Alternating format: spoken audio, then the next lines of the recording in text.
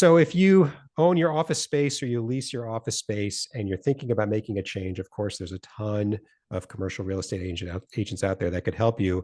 But because you are a private practice owner, there's some differences with your space than there is with other types of space. And why wouldn't you bring on a specialist if you could? My guest today is a very deep specialist in the world of helping healthcare private practice owners and other practice owners get the most out of their space. And we're going to talk with him today. I'm Carl White, principal at Mark Advisory Group, which is a healthcare marketing agency, and I'm also the host of Practice Care. The mission for both is the same, and that's to help private practice owners stay private. Not only is that what they want, but I really believe and I know that care is better when it's just you and your provider sitting at the table trying to figure out what's best for you, and nobody else is secretly whispering in your provider's ear what their agenda is, whether it's a hospital, a health system, owners in faraway lands, whoever they might be. When your provider can call the shots, the clinical shots, things can get better. And my guest today is Colin Carr. Colin is a commercial real estate expert who has successfully completed over 1,000 commercial real estate transactions while saving his clients hundreds of millions of dollars. Colin founded and scaled Carr, that's CARR, a nationwide commercial real estate company to exclusively represent the unique needs and interests of healthcare providers. Colin has mastered several niches in the healthcare real estate industry and is passionate about helping others. Maximize your profitability through real estate is Colin's mantra. Today, Carr is the nation's leading healthcare real estate advisor with a team of almost 150 experts that span coast to coast. So there's one in your city for sure.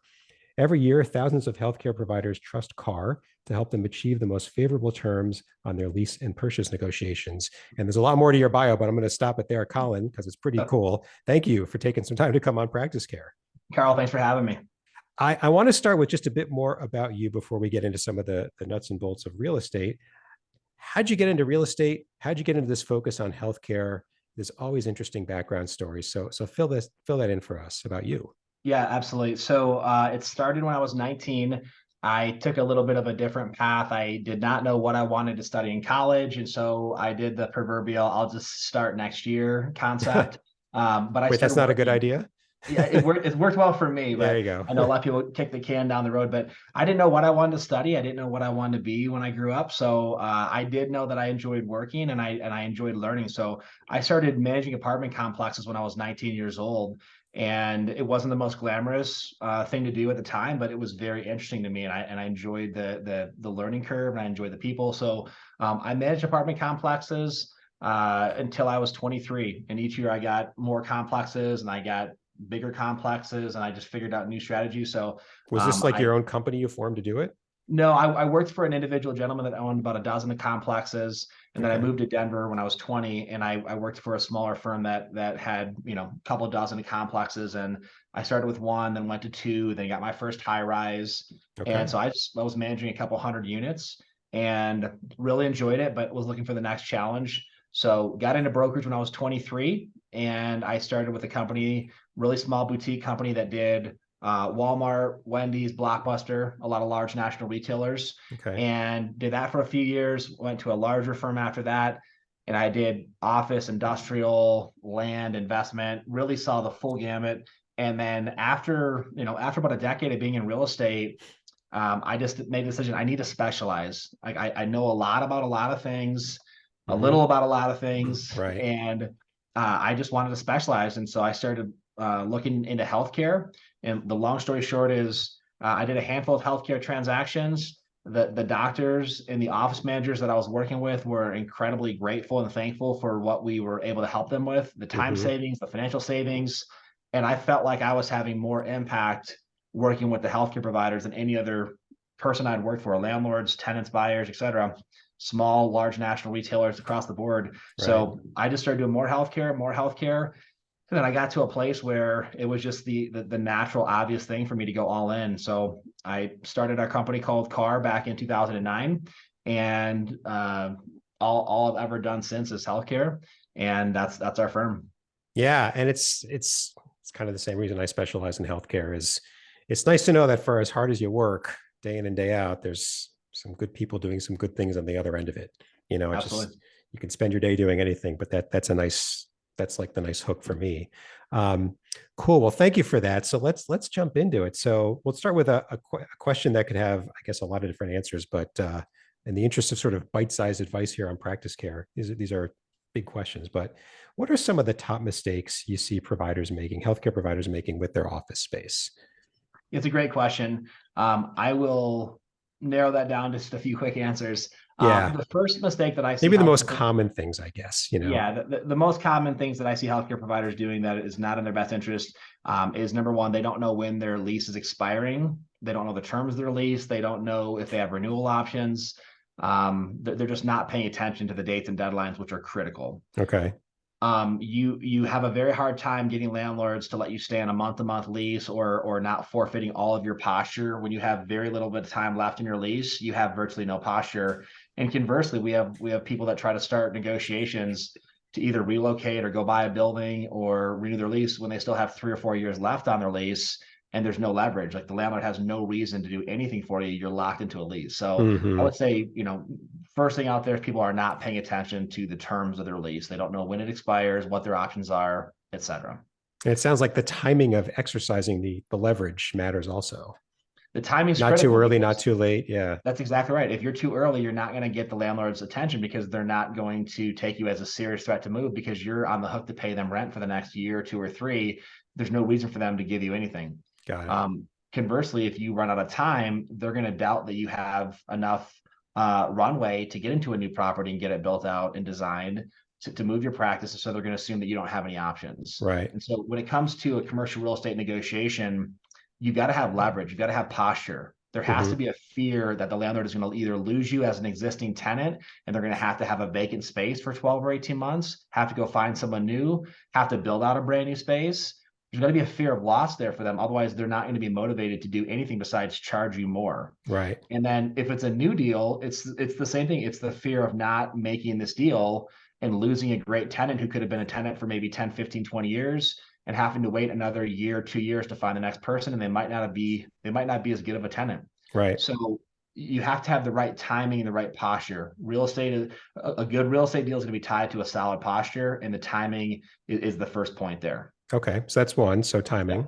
Yep. What are some other Yeah. like The next point big I would mistakes? say Yeah. are people, healthcare providers or office administrators or managers that are taking the do-it-yourself approach. They are trying to negotiate leases themselves. They're trying to go look at properties themselves. And here's the problem when that happens. Listing brokers and landlords negotiate professionally for a living. Mm-hmm. They're very aware when someone shows up and has no idea what's going on in the market. When you ask a very simple question about a property, you think it's an innocent question, you're communicating to the listing broker or landlord that you are not an expert, you don't do this for a living, you're not even close to as savvy as you would be if you had an agent who was an expert, and Mm-hmm. they are not going to treat you the same way. Now, I didn't say they're going to be disrespectful to you. They're probably going to be cordial to you. They're probably going to follow up with you. They're going to send you information, but their communication and persistence doesn't mean they're going to treat you with the same level of respect. Right. And so what happens is these doctors call their landlords and say, hey, I might want to stay. What would you do for me? That communicates you have no clue what's going on in the market. Okay. It sounds like you do. Yeah. Yeah. Starbucks is not calling their landlord saying, what would you do for me? Charles Schwab or Lockheed Martin or Amazon's not calling a landlord saying, what would you do? They're calling the landlord saying, Mr. and Mrs. Landlord, on a lease renewal, prior to me calling you, we've already gone to the market. We've looked at our top 8 options. We've negotiated with 3 or 4. We've gone back and forth 3 or 4 times. And I've got best and final properties or best and final offers from 3 or 4 properties ready to go. If I'm going to consider staying in your property, here's the most I'll pay. Here's how much I want in free rent. Here's how much TI allowance I want. Here are all the terms. And if you can't either match that or get close to it, we will be vacating your space. Yeah, I guess that's very different. Yeah, the one posture literally says, I have no clue what I'm doing. You can hit me as hard as you want with an increase or with no concessions. And all I'm going to do is complain about it, ask you to change it 3 or 4 times, and then eventually roll over and sign it. The other one says, I'm not going to force you to do a deal you don't want to do, landlord, but I'm savvy. I know what I'm doing and I'm not going to be taken advantage of. And I'd love to do business with you, but it's going to be a very competitive deal for both me and you. And I'm not going to get played for the fool on this deal. And that's what savvy companies do. That's what, again, a Chipotle, a Starbucks, the people that I mentioned, pick a big company, a Charles Schwab, they're not going to get taken advantage of in a lease. Okay. Whereas healthcare providers will show up and say, well, what are you guys charging on this property? Or, what would you do for me if I'd sign this type of a lease? Or, if I wanted to stay in my property, would you send me a proposal? And every one of those statements says, I don't have a clue what I'm doing. Hmm. Like the idea, people say, well, you never know if you don't ask. If you ask the wrong question in a multi-million-dollar negotiation, which is what's on the line in a lot of deals, Yeah. you indicate that you are a novice in this area. Hmm. And I think there's a lot of people that a lot of doctors, a lot of office managers, and this isn't intended to be like, critical. It's just, this is no different than a patient who has a serious issue where there's a big ramification and they're like, well, I'll just figure it out myself. Right. Like a doctor would say, you're crazy. Like your Yeah. health, your future's on the line. I would tell a doctor, you could lose $200,000-$300,000 in a deal like that. And then you can't fix this for the next 5, 7, or 10 years. Like, what are you Hmm. doing? Like Hmm. there's hundreds of thousands of dollars on the line. And it's like, well, I just figured I could do it myself. Well, Off you go. yeah. Yeah, I mean, yeah, agreed. Yeah. So know your lease terms and, you know, honestly, don't do it yourself. I mean, Yeah. And then I give really, I give one more sub point of the don't do it yeah. yourself, which officially is separate, but it ties into that. You always need to negotiate with multiple parties. The Hmm. idea of just picking one property, and here's the challenge here. Well, let me say it this way: don't pick only one property and negotiate with only one landlord or seller. You have to negotiate with multiple landlords, multiple sellers. That's the Okay. statement. And here's the problem, though. In residential real estate, you do it differently. You go look at properties or you search online, and when you find the one you want, you submit an offer. You don't submit multiple offers because they're legally binding contracts. And if a seller signs it, you're under contract in a legal Okay. binding agreement. In commercial real estate, you negotiate on a non-binding basis. It's a non-binding letter of intent. It's a non-binding request for proposal. And so it's very common in commercial to submit offers on 3, 4, 5 properties. And then you go back and forth 3 or 4 times. That's the difference in commercial versus residential. And that's why I think a lot of healthcare providers think, well, I can just submit an offer or engage this landlord. But here's the problem. You don't know if it's a good deal or a bad Yeah, deal. right. In residential, you go into a neighborhood, I can pull up the ownership and encumbrance records. I can do a title search. I can find out what anyone in that neighborhood paid. It's not Hmm. masked. I can find out what you paid, who your lender is, what your interest rate is. It's all recorded. It's a legal instrument. Hmm. When it comes to leases, they don't record leases. And so you show up to a property and they have a lease rate that's quoted, but what's the tenant improvement allowance? What's the free rent period? What are the annual increases? What are the renewal options? What's the termination right of the lease? Is there a Hmm. death and disability clause? Is there an exclusivity clause? You get into all these concepts. And so there's no way of just saying it's a good deal or a bad deal just by hearing like a lease rate. There's too many other variables there. So Right. that third point about you really want to make sure that you're engaging with multiple landlords, multiple sellers, it's imperative because without that, you're trying to like, you're looking at a building saying, I wonder how tall the building is, and you have no way to measure it. Like Hmm. the measurement is you put a tape measure there and you can tell exactly how tall it is. Maybe not the best example, but you get my point is you're Yeah. guessing. Maybe it's 40 feet. Well, the difference between 40 feet and 45 feet is a couple $100,000. Right. You can tell exactly what it is if you submit offers with 3 or 4 landlords, go back and forth. You're not going to wonder if you left money on the table. You're not going to wonder if you should have pushed harder. You're not going to wonder if there was a better property for you to consider. You're going Right. to know unequivocally, this is my best deal. And then you can take it and you can have full peace of mind in that process. And Right. I'll say that peace of mind is worth every bit as much as saving money at the end of the day. Yeah, and you hit on a lot of points, and actually, you already answered a couple of other questions I had. But let me jump to one because you just described a lot of service. If I'm picturing myself as the owner of a business or a private practice or whatever, and I'm looking at space and I'm thinking about, Colin's caught my attention. Um, oh my God, what would it cost me to hire Colin or somebody's industry? So let me ask you, what does it cost to hire somebody to represent me in all these negotiations and all this as the tenant? Yeah, if you're the tenant or the buyer in the transaction, you will not pay a broker commission. It doesn't cost you anything. $0, zero. $0 is the answer. Commissions in commercial real estate are paid by the landlords and sellers. So just like residential real estate, if Hmm. you're a buyer, the seller has a broker in most scenarios or an agent, and that agent has a listing contract, which has a commission in there. And that commission is almost always built for 2 people. It's built for the listing agent and built for the buyer's agent. Okay. It's the same thing in commercial real estate. The landlord pays commissions, the seller pays commissions, but those commissions are always built for 2 people. So I mean, there's a couple exceptions to this in some really random markets across the country, but 99 point, literally like 9% of the major markets out there, Hmm. the landlord or the seller is going to have a commission set aside to pay that buyer's agent or the tenant's agent. And if the healthcare provider does a deal by themselves, not only are they forfeiting the expertise, forfeiting the amount of savings and time and money and all those things, they're actually not saving any money by doing that Yeah. because the listing broker gets a double commission, or the landlord will just pocket it. Some landlords have agreements saying if the tenant doesn't have a broker, listing broker gets their fee, and then they just pocket that other fee. But Right. it's there. It's part of the deal. And that's true whether you end up changing space or like if you just renegotiate with your current space and you don't move. It's true on renewals on existing deals, and it's true on new deals too. And now let me say this because this is I'll have people say, well, yeah, but I talked to my landlord and they said they don't pay commissions or they don't Yeah. do this. And as we just like it's hard not to fall over laughing on that one. But like, well, of course your landlord told you that. Your landlord told you they don't work with brokers or pay commissions because they know if they say that, number one, you're going to be an unrepresented tenant who doesn't know the market. They're going to take advantage of you to a much higher level. They'll probably make an extra couple $100,000 in the deal, not pay commissions, not give you any concessions or hardly anything that's worthwhile. I mean, all the landlord had to do is say, well, we don't do this. And they just save themselves a couple $100,000. Hmm.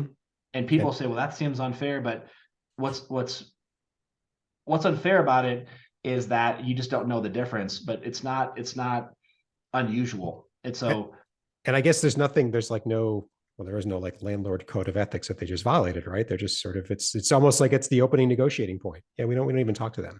Is if that the right? yeah, exactly. The landlord says they have a self-imposed rule that they made up that they can choose to follow or not follow. And if you are ignorant enough to bite off on that, then you are ignorant enough. And I don't say that critically. It's just, Yeah.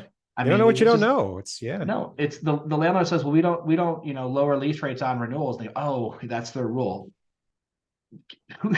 They just made that up. Like, or we don't do free rent on deals. They would do free rent for Starbucks if it meant making the deal or losing the deal. Like they'll Yeah. do whatever it takes to make the deal. If there's a fear of loss, they'll pay any amount of money to make that deal. So when landlords tell tenants, we don't work with brokers or we don't pay commissions or we don't lower lease rates or we don't do free rent or we don't every one of those things is literally a lie. It is a made up statement that they could change. There's no law that says they don't do this. And if you were negotiating with 3 or 4 landlords, and 3 out of 4 were willing to do something, that fourth landlord's coming around. But a Yeah. lot of times they won't come around until they know that this person has 3 other options and all 3 other options are doing it. At that point, they know they're exposed, so they have to do it. Right. And that's the importance of leverage. If the landlord thinks that they are the only property or option for you, you can't move, don't want to move, can't choose any other property, they have no motivation to do anything but the bare minimum to make that deal. Hmm. Because the higher the lease rate, the more money they make. The lower the concessions, the more money they make. Yeah, and come in with options, right? Because let's imagine you find the 1 in a million landlord who says, actually, no, this is a principled stand we take. I understand there's no laws or whatever. This is just how we run our business here. And then you can say, well, I thank you for your honesty, but I have to go because I've Yeah, got some other deals that I've got some other things that are better for me. absolutely. And, And and that's yeah. the beauty. That's another beauty of having multiple options. It really takes the emotion out of the negotiation. Like when Hmm. you see people getting emotional in negotiation, what that typically says is there's a level of like unreasonableness that's just hit a fever pitch. Like that happens, or Hmm. there's something unethical that happens. But a lot of times it just says the person doesn't have any other options. Hmm. Like if you take out the idea of if they're not operating unethically and there's nothing else happening that's unreasonable, if you see someone getting emotional in a negotiation, it shows their vulnerability. It shows their weakness because, again, let's change analogies. If I was going to buy a car and that car cost $50,000, and I had 2 other people that were willing to sell me that same car for 45, like I'm not going to get emotional with the guy at 50. I'm going to say if it works for you at 45, great. If Right. not, I might Understood. even pay 46 because I'm already here, and I like you, but I'm not going to pay $4 or $5,000 more when I can drive down the street and buy it down the street. Right. So if it works, great. If it doesn't, I wish you the best. And you're not emotional. Like it's a business decision. It's just fact. That's right.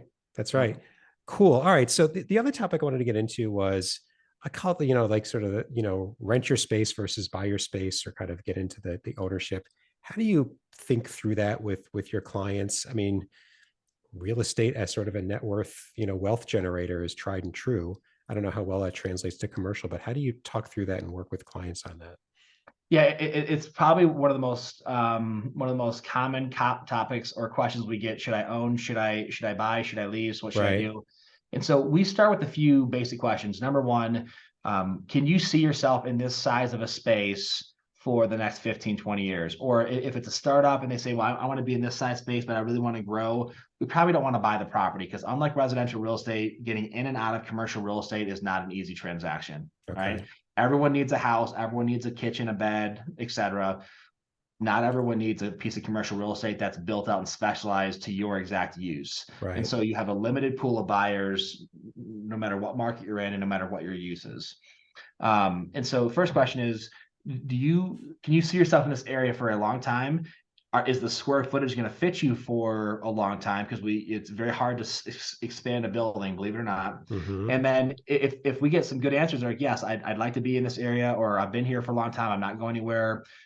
This will fit my needs for the next 10 years. Then the next question is, financially, can we afford what's available? Mm-hmm. Like, sometimes people want to purchase, but the only options to purchase are going to put them outside of their price range or budget, and they don't have the down payment, they don't have the cash flow, they don't have what it takes to get there. So financially, do we have options that are tangible, and can we get you into the game? Mm-hmm. And now I don't want to get off this, but I will say this: there's a lot of really great niche healthcare lenders that will even do 100% financing on a Yeah. purchase. Yeah. And so sometimes not having a down payment doesn't preclude you, but there are some financial questions that we have to ask, Mm-hmm. because it can stop you from even having an opportunity to purchase. Okay.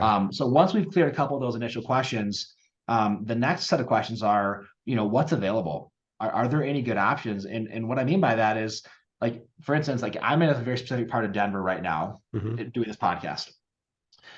If you wanted to own within a 2-mile radius of my location, there's not one property available for you to purchase right now. Okay.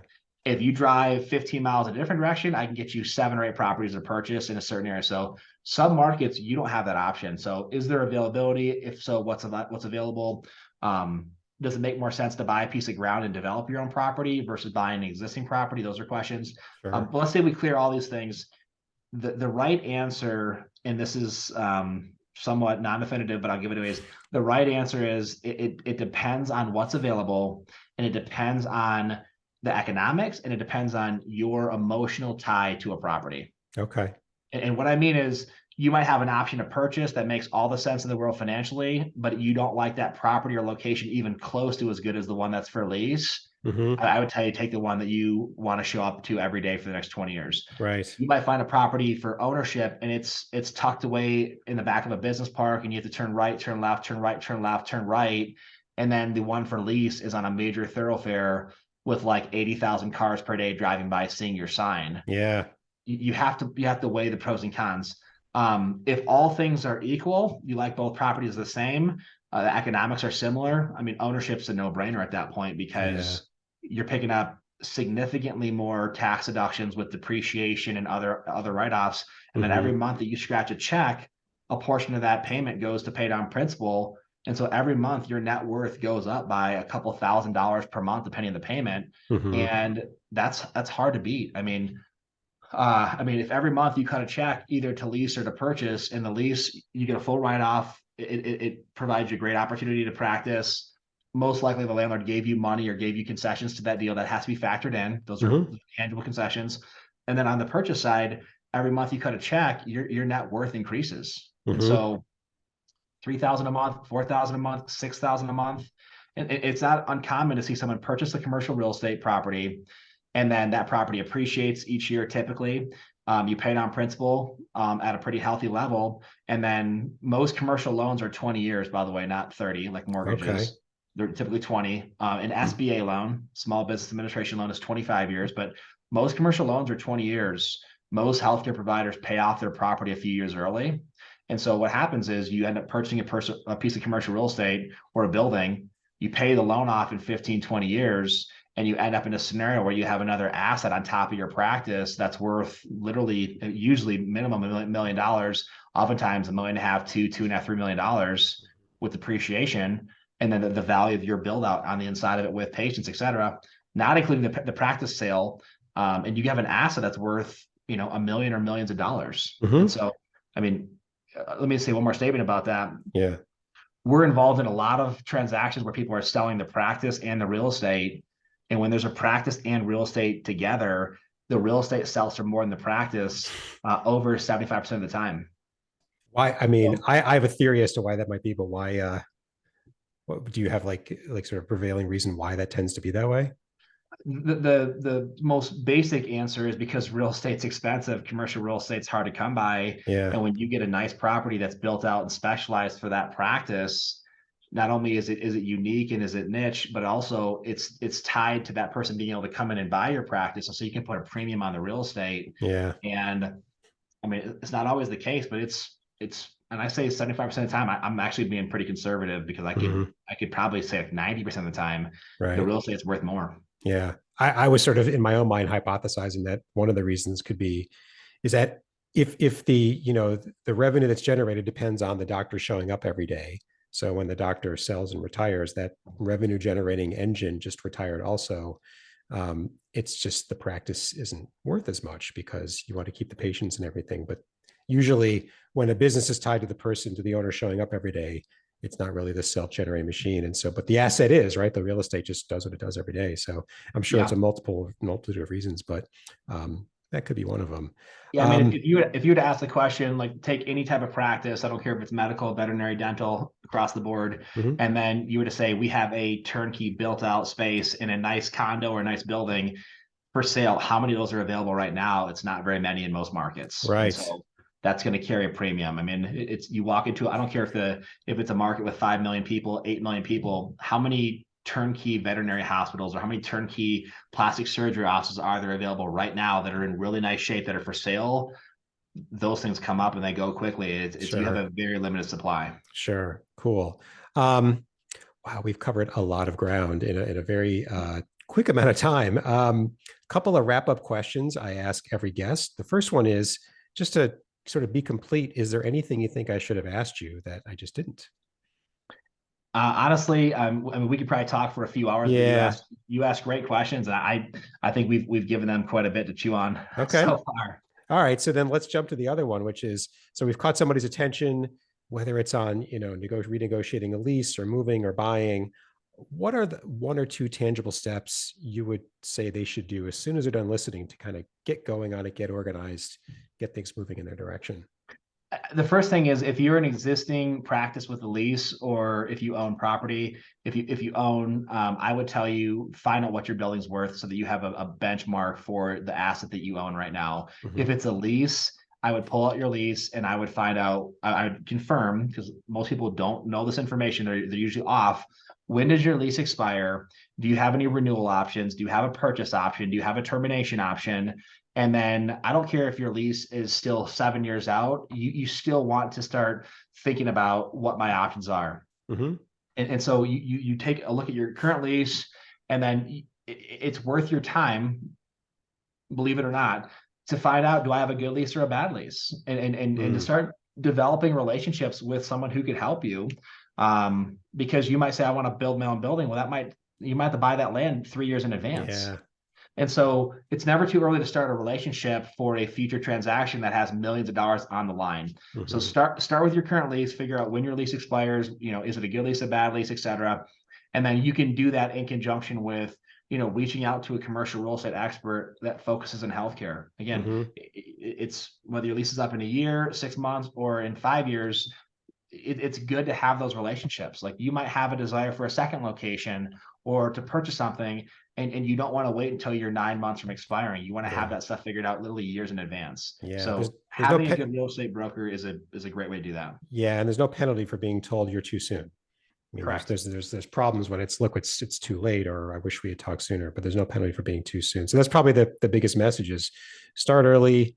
You know, find good people, just like in lots of Yeah, other parts of life. Cool. absolutely. Yep.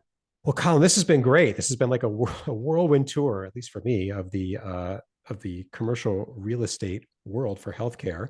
So thanks again for taking some time and coming on the show. It's been fun. Thank you. Yeah, once again, this is Colin Carr with Carr Real Estate. That's CARR. And we're going to put your contact information in the show notes so that anybody who wants to can contact you. And a couple of points before we finish up. First, if you've had a business or an experience with the business side of your practice, let's say you're a practice owner or you're someone like Colin and I that serves private practice owners, and you've got some expertise to share in either case, we want you to come on Practice Care and tell the world about it so they can benefit from what you have to say. In the show notes for Colin's episode and every episode, there's instructions. It's just a quick form. Tell us what's on your mind so that we can get you scheduled as soon as possible. And finally, if you haven't done so already, please subscribe to Practice Care on Apple Podcasts or wherever you listen to your podcasts. Thanks very much. And until next time.